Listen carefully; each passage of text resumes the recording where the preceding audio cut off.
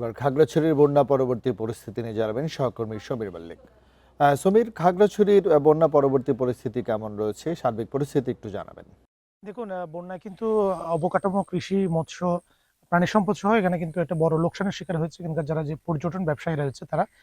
বিশেষ করে প্রায় ১ সপ্তাহ থেকে ৯ দিন যেহেতু এখানে আসলে পর্যটকদের যাতায়াত বন্ধ ছিল এবং বেশ কিছু বুকিং কিন্তু বাতিল হয়ে গেছিল। সেই জায়গাগুলো নিয়ে আমরা এখানকার যারা পর্যটন ব্যবসায়ী রয়েছে তাদের সাথে কথা বলেছি। তারা বলছে যে আসলে তাদের এই ৯ থেকে ৭ থেকে ৯ দিনের এই যে বন্ধ ছিল বৈরী আবহাওয়া এবং বন্যার কারণে তাদের প্রায় ৫০ লক্ষ থেকে ১ কোটি টাকার মতো ক্ষয়ক্ষতি হয়েছে বলে পর্যটন ব্যবসায়ীরা আমাদেরকে জানিয়েছে। এবং তারা বলছে যে এখন যদি আবহাওয়াটা যদি স্বাভাবিক থাকে, আবার নতুন করে বৃষ্টিপাত না হয়, সেক্ষেত্রে তারা হয়তো ঘুরে দাঁড়াতে পারবে। এবং আসলে এখন বন্যা পরবর্তী অবস্থা বলতে বন্যার যে ক্ষয়ক্ষতি সেগুলো কিন্তু বিভিন্ন বিভাগ কিন্তু ইতিমধ্যে সেগুলো নিরূপণ শেষ করেছে। গতকালকেও এখানে পার্বত্য চট্টগ্রাম বিষয়ক মন্ত্রণালয়ের প্রতিমন্ত্রী তিনি কিন্তু খাগড়াছড়ি সফর করেছেন এবং বিভিন্ন জায়গায় ত্রাণ বিতরণ করেছেন। এবং একটা বিষয় তিনি বলেছেন যে যতদিন প্রয়োজন হয় সরকারের পক্ষ থেকে যে সহায়তা সেটি কার্যক্রম চালানো হবে।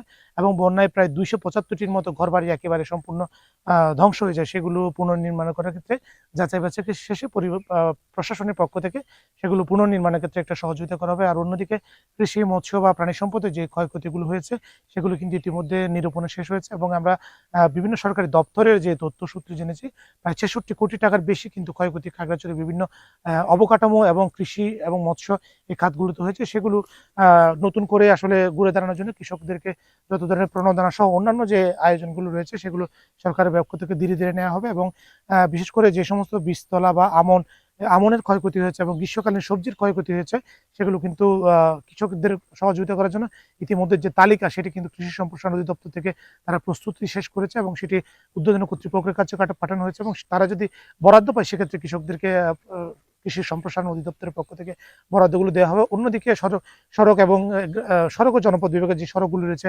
পাশাপাশি এলজিডির যে সড়কগুলো রয়েছে সেগুলো কিন্তু অনেকগুলো জায়গায় এখন কিন্তু যান চলাচল ব্যাহত হচ্ছে এই বন্যায় ক্ষয়ক্ষতির কারণে। সেগুলো আসলে মেরামত করার জন্য এখনো পর্যন্ত এলজিডি বা সড়ক ও জনপথ বিভাগের ঊর্ধ্বতন কর্তৃপক্ষের কাছ থেকে অনুমোদন পাওয়া যায়নি। তারা সড়ক ও জনপথ বিভাগ কিছু জায়গায় মানে ইতিমধ্যে টেন্ডার করে কাজ শুরু করেছে এবং দ্রুত সময়ের মধ্যে সেগুলো তারা সড়ক যাতে নিরাপদ হয় সে উদ্যোগ নেবে। পাশাপাশি এলজিডির যে সড়কগুলো রয়েছে সেগুলো আসলে বরাদ্দ পাওয়ার সাপেক্ষে তারা মেরামত কাজ শুরু করবে বলে আমাদেরকে জানিয়েছে। বন্যা পরবর্তী পরিস্থিতি জানাচ্ছিলেন খাগড়াছড়ি থেকে সহকর্মী সমীর মল্লিক।